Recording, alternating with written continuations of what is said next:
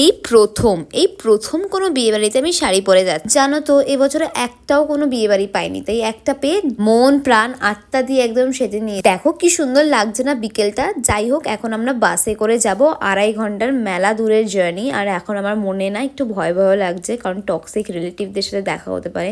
তো মাঝখানে আমরা দাঁড়িয়েছিলাম একটু চা খেতে। চাটা কি দুর্দান্ত ছিল, এই মাটির ভাঁড়ের চাগুলো সত্যি স্পেশাল হয়। তারপরে ব্রাইডের সাথে দেখা করে গিফট দেওয়া হয়ে গেছে, আর মা এখানে কিছু ফটোশ্যুট করে নিয়েছে, আর আমিও বিয়ের কোণের জায়গায় বসে কিছু ফটোশ্যুট করে নিয়েছি। এসে তুমি ভালো করো কি খারাপ, লোকে তোমাকে নিয়ে জাজ করবেই, তাই এসব কথায় কান না দিয়ে জাস্ট খাওয়ায় ফোকাস করো। বিকজ অলরেডি তুমি গিফটের জন্য টাকা খরচা করে ফেলেছো, এবার সেই টাকাগুলোই খেয়ে দিয়ে তুলতে হবে। আর যদিও বা আমি খুব বেশি খেতে পারি না, এইসব ফালতু মকটেল, আইসক্রিম, পকোড়া, মোমো এইসব খেয়েই পেট ভরাই।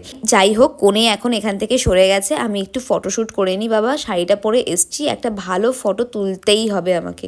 আর এইসব করতে করতেই ভাবলাম অনেকক্ষণ হাতটা, বিয়ে বাড়িতে ফাঁকা হাতে বসে থাকা পাপ। আমি তো ভালোই বিন্দাস খাচ্ছিলাম, তারপর দেখলাম সবাই দৌড়ানো শুরু করেছে, কেননা বর এসছে।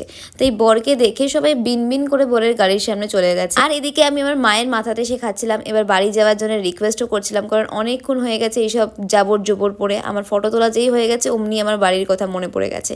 তাই ভাবলাম যে চলো না খেয়ে নেওয়া যাক। তারপরে দেখলাম বিয়েও শুরু হয়ে গেছে। বিশ্বাস করো, একটা জিনিস লোকের হলেই আমার ভালো লাগে, নিজের আমার কোনোই দরকার নেই বলে মনে হয়।